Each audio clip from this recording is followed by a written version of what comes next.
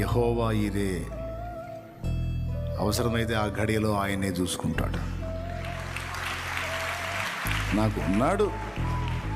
ఇప్పుడు చెప్పు, అప్పులైనా నాకు దేవుడు ఉన్నాడు, నిందలైనా పెద్దగా చెప్పండి, అవమానాలైనా ఏమని, దేవుడు, నా దేవుడు ఉన్నాడు అను, నా దేవుడు ఉన్నాడు అను, నోరు తెరు అను.